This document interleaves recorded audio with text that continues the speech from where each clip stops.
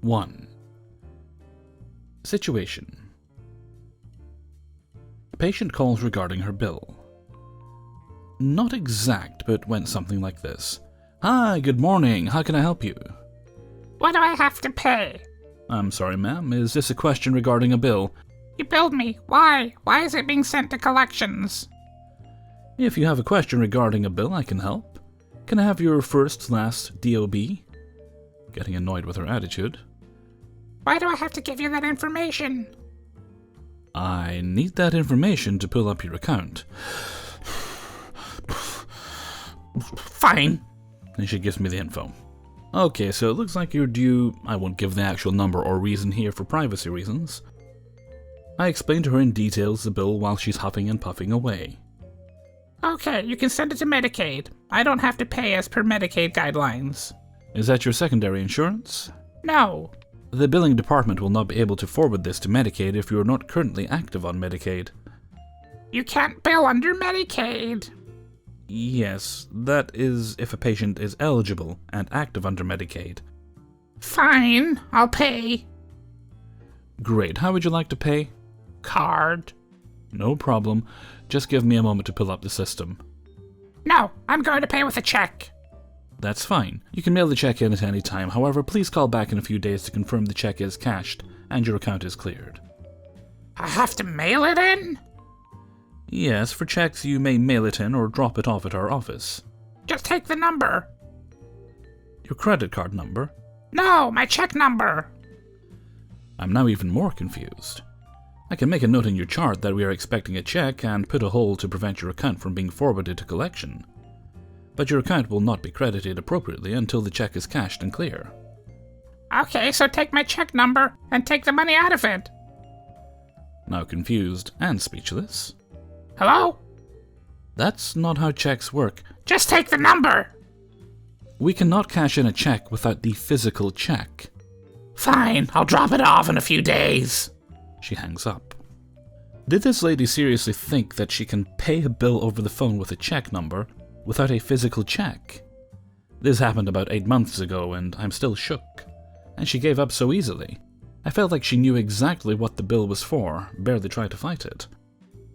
Didn't push on the matter of the check either, like she was just hoping I was dumb. Another situation. Situation B. Make me an appointment. Sure, have you been to our office before? No. I get all her information for an appointment without any issues. Okay, great. When would you like to come in? Tomorrow. I'm sorry, I don't have anything available at the moment for tomorrow. Can you come in the next day? No, it's an emergency. I can come in tomorrow. I'm sorry, we are completely booked for tomorrow. If you like, I can take your information and give you a call back as soon as I have a cancellation tomorrow, or I will call you back to make an appointment for the following day.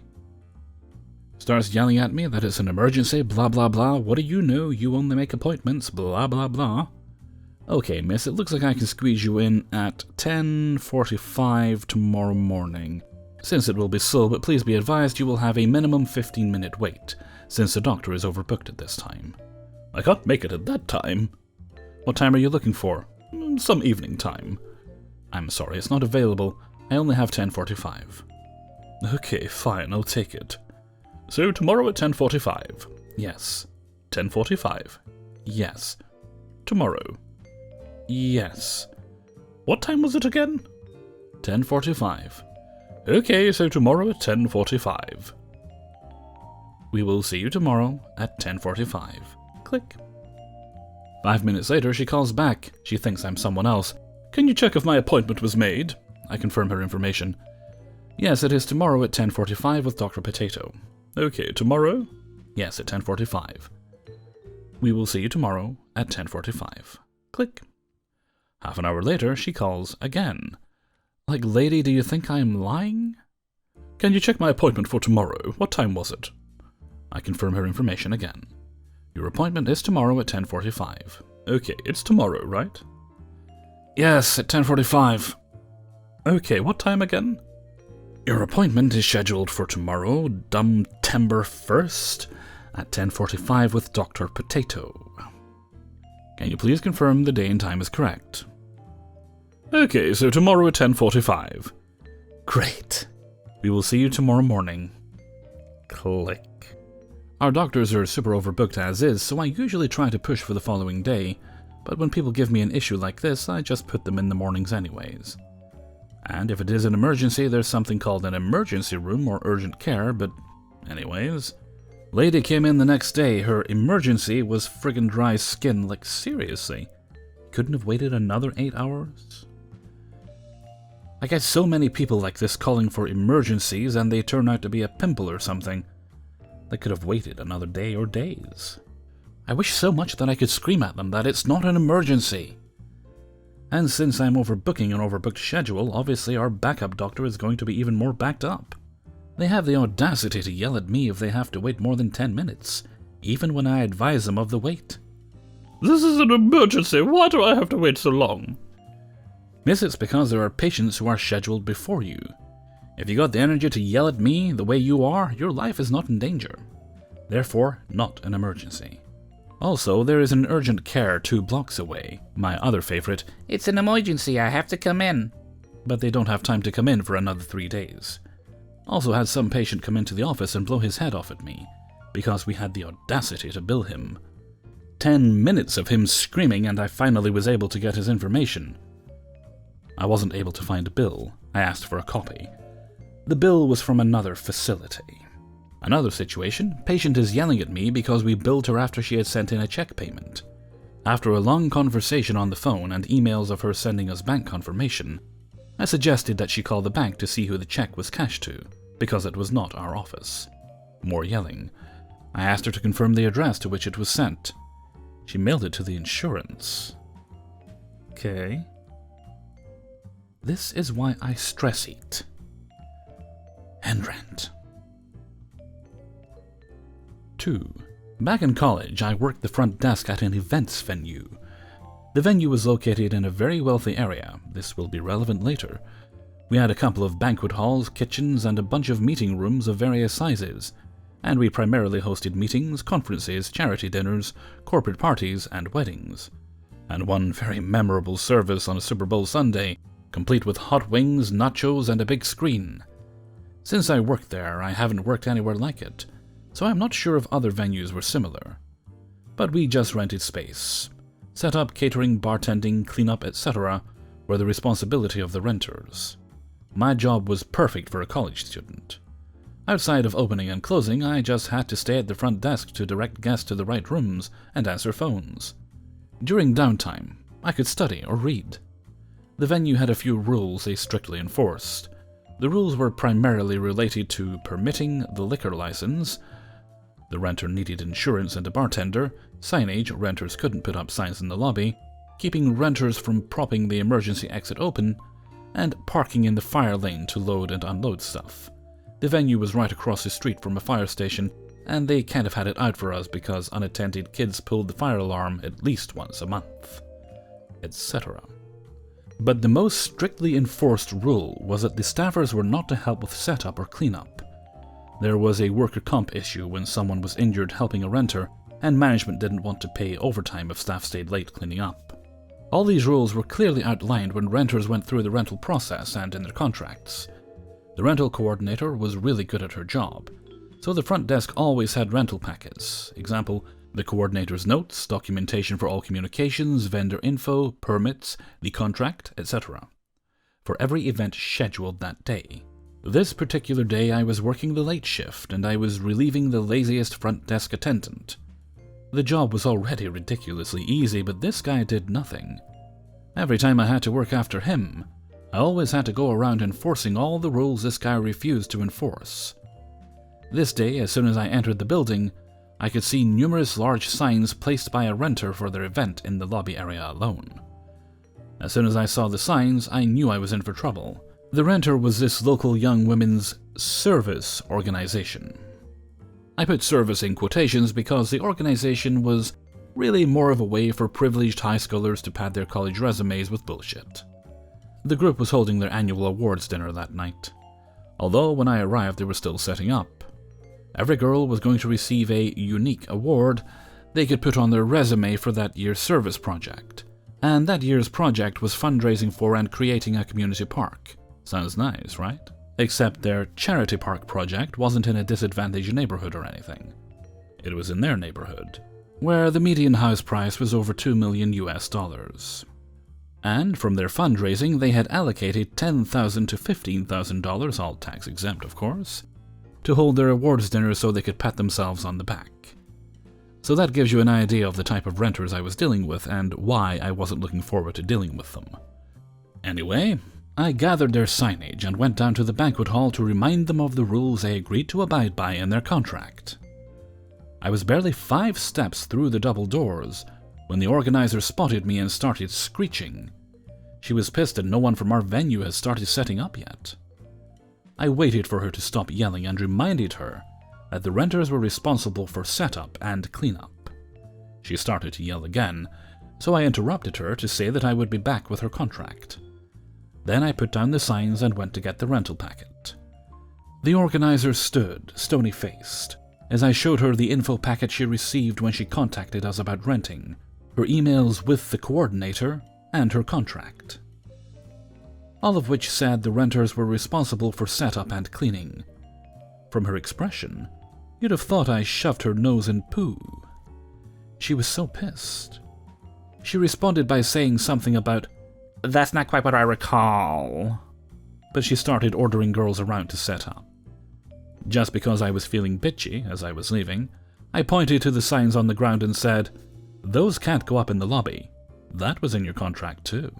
The rest of the night was pretty uneventful, until the organizer stopped by the front desk before she left to let me know that she was unhappy with my lazy work ethic and bad attitude, and to let me know that she would be writing to the rental coordinator to complain. Later that week, the rental coordinator showed me the 3-page email she received from the renter, detailing my failure to take care of the customer's needs and her embarrassment at having to ask the girls to set up and clean. She reminded the coordinator that the girls were supposed to be honored for their hard work and generosity. And instead, they had to do menial work because I was so lazy. The coordinator laughed and told me she was banning the organization from renting from us again. 3. So my dad works as a joiner. Loosely, we do the building, plumbing, and roofing, etc. And I help him out. This lady in her late 30s contracts us to do a shed that doubles as a guest room. It takes us a good while, and she wanted high-quality slate roofing and intricate hardwood interior with cobblestone exterior walls. When we finally finish, the conversation goes like this. "Wow, that's really good." And Dad says, "Yeah, it took a while too. So how do you want to pay?" "We can do PayPal, cash, or credit card." "What?" We didn't think she understood, so we explained again. "How would you like to pay?" "Why do I have to pay? It's not even that big, so what's the point?" Now, the best part of our job is that you don't have to be polite to rude customers. My dad owns the business after all. Dad says, "So you expect us to just pay for all the materials and not get paid for our labor?" "Yes, it's only fair." "That's not how this works. Pay up or we will tear that shed down and put the materials to better use." "How dare you talk to me like that? I want to see your supervisor. I'll have you fired." "That'd be me you're looking for." "No, I want to see your supervisor." That's me. And if you don't pay in 10 minutes, I'm having Jay tear it down." "You wouldn't dare. I'm a customer." "No, you aren't. Jay, the sledgehammers are in the van." I have a huge grin on my face as I begin walking towards the van. My dad's other employee, Em, is there. "What's her problem?" She's audibly screaming at my dad at this point. "Get the sledgehammers. She doesn't want to pay." Em now has the same expression as me. We come back to where her and my dad are. She sees Em and I and goes pale. She starts apologizing profusely, saying she can't pay. Em and I are now a couple meters from the shed and are discussing how we're going to take it down. Finally, she goes into her house and brings out her husband, who begins threatening us. "You better step away from there or I'll kick your fucking teeth in, you hear?" It's worth mentioning me, my dad, and Em are all over 6 feet tall, while this guy is 5'7" at most. Suddenly he lunges at me and tries to grab the hammer from my hands. My fist connects solidly with his jaw, sending him reeling. He starts yelling about how I just assaulted him and how he's calling the police. Dad says, "Yeah, call them. Then I can tell them about how you two tried to scam us and you just tried to assault my son. Pay up. Now." The woman disappears into the house and comes back out with the amount we wanted in cash. "Fine, just take it, but leave us alone." Why the hell would we be wanting to talk to you two ever again? Our clients are usually fine with the occasional troublemaker, but those two are the worst by a million miles. 4. I had recently started a new job, and my only formal training was about how not to get the overall company sued, and that no phone call should go unanswered. The department mainline rang on all the department phones. I caught one that was about to go to voicemail. "Good afternoon, how may I help you?" It wasn't the first, and really, so many thousands ago, I should have forgotten it. It was a very polite young man asking questions about an entirely different department. Per training, I wasn't allowed to even try to answer his questions, as they were for a completely different department, and if I answered incorrectly, there could be trouble. I offered to transfer him to someone in the correct department to get his questions answered. Little had I realized, I was on a 3-way call. "No, do not transfer us. Answer the questions."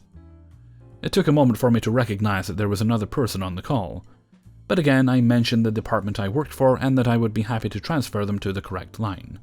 "No, we called and you will answer." I wanted to tell this other man that they had called the wrong number, and that the correct number was likely on the same web page as the one they called. But customer service, right? So again, I said what department I was, not what they wanted, and that I could transfer them to the correct one for their inquiries. "No, you will answer my son's questions. You work there." Okay, technically yes, I worked there, but legally I couldn't answer the questions asked, even if I wasn't new. I tried to explain that my department could not help with their questions, but I could transfer them to the one that could. And again, "No, do not transfer us. You will tell us right now." I heard the son trying to tell his dad that clearly they should just be transferred. But the father would have none of it. He started yelling at his son, saying he was weak and going to let people walk all over him with that attitude. Again, he insisted I answer the questions I was not even allowed to answer, all while still yelling. Yet again, offered to transfer them to the right department. My supervisor walked by heading to lunch in the meantime, and gave me a look, as though asking if something was wrong. I have a great customer service voice, but it does show in my face when I'm frustrated. So I repeated the general inquiry and again offered the correct department. My supervisor nodded. It is what I was supposed to do. "No, answer us now." He was so loud that my supervisor heard. Before I could say anything, he asked for my name, my title, and my job duties. Even the most basic overview, or even my title, should make it clear that I'm not in the right department. But this guy took it very differently. I still don't know what word he clung to as meaning I could help with something I literally couldn't even discuss. Again, he demanded I answer his son's questions, a son that was still quietly asking his dad to just let me transfer them. This went on for a surprisingly long time without me getting to speak. Then he started being overtly mean. He started with basic questions like, "Do you work at the place I work at?" and "Isn't your job to help customers?" Then he asked how long I worked there. Stupid me answered honestly. And he took 2 weeks as I should know everything about everything there. Then he called me a retarded slut and asked to speak with my manager. My supervisor was still standing near me. I offered to either transfer him to the department they needed or to my supervisor. He said supervisor, so I did. I'm not sure if he ever got called back. I never heard from him again, but I bet if he did, she tore him a new one. 5. I'm an artist and a Wiccan, and sell my stuff at fairs, flea markets, and festivals. I've dealt with many CBs and EPs and have many stories, but this one sticks out the most. This happened many years ago. I was working at a pagan festival, this will be important. There were many vendors there selling everything from beeswax candles to chainmail bikinis. So not kidding. And everything in between. People with wreaths made of oak leaves on their heads, wearing nothing but body paint, and either a skirt or loincloth danced around the booths and costumed and masked musicians played in the middle of the grassy area. If you've ever been to a pagan festival, this is considered tame. Now that we have the setting, let's begin. I often shared a booth, which is basically a tent without walls, with another artist, to save money as booths can be expensive. A friend, R. R made and sold jewelry, incense, herb-stuffed silk pillows, and crystals, along with little abstract art pieces. I created handmade jewelry boxes and masks. We both did handmade, one-of-a-kind fantasy plush toys. However, since it was a pagan festival, I'd also made some very special items. 4 different color, hand-sewn, male fertility symbols, i.e. phalluses, representing the 4 seasons. Each one was about 2 feet tall, 3 to 4 inches wide, with a pillow base filled with tiny smooth stones to keep it standing. I kept them on a shelf to my right among R's larger crystals. Things were going quite well, until around noon when a well-dressed blonde woman, SM for Stingy Mom, and her 8 or 9-year-old daughter, D, came over to my booth. SM, wearing a largish, solid gold 10 Commandment book charm around her neck, what she was doing at a pagan festival is beyond me, slowly looked around with what I can only call a proprietary gaze. Her kid D had clearly just finished eating, as she was licking her very chocolate-smeared sticky fingers. Immediately, I grabbed a box of baby wipes I keep on the table for just this reason, and offered them to SM while pointing at the signs on my table that read, "Hands must be clean before touching merchandise," and "You damage it, you buy it." SM frowns for a moment, then looks at D, who's just about to grab one of our silk pillows with her chocolatey hand. SM nods, pulls out some wipes, grabs D and cleans her. I'm thinking, so far so good. They browse for a while before D picks up a teddy bear centaur I made. It would actually whinny if you pressed its side. D holds it up. How much is this? That one's 35 Cents? dollars. There's no way it's that expensive. I just point to the tag hanging around the toy's waist. SM takes the bear from D, puts it back, then picks up a beautifully done wyvern made by R. How much for this toy? She waved it in my face as she asked. That one's $45. It's not worth that price. I'll give you $10. I shook my head. 15. Sorry, but no, it's not mine to sell. You'll have to wait for my partner R. Well, where is she? I'm getting annoyed, but I try to stay professional. She went to get lunch. She should be back in like 10 minutes. I can't wait that long. She looked at the wyvern for a long moment. You could see the hamster wheel in her head spinning, and I knew exactly what she was going to say. Why don't you just give it to us? She then went to hand it to D. By now I'd hit my BS saturation point. I quickly reached over and grabbed it back. Sorry, can't do that. Not sorry in the least. This was made by R, it's not mine to give away. The mom pouted. Actually pouted. Then pasted on a sugary smile. I'm sure R wouldn't mind if you gave it to my daughter. She smiled at me like it was a done deal. I leaned over the counter, smiling like a dog baring teeth. I'm sure R would, since she'd be out $45. Well, you could cover it. Now, why would I do that? She blinked, perplexed, as if I just said something stupid. Then she smiled slyly. Because it would make Dee very happy. Now it was my turn to scoff. Dee had shown absolutely zero interest in that toy and seemed more enamored with the wire-wrapped crystal necklaces. Clearly, SM wanted it for herself. Then Dee better get used to disappointment, 'cause you're not getting this toy. Not for free. Not ever. Now please leave. I'm sure the situation would have escalated, but Dee, bless her, had grabbed one of my male fertility symbols by its head and began to swing it around. Mommy, what's this? Headstand. Unfortunately for SM, since my booth was so open, everyone, merchants and buyers alike, and of course all of them pagans, We're all happily watching as Dee swings around a 2 feet long, 3-inch wide, green velvet feathers by its head, and asking Mommy what it was.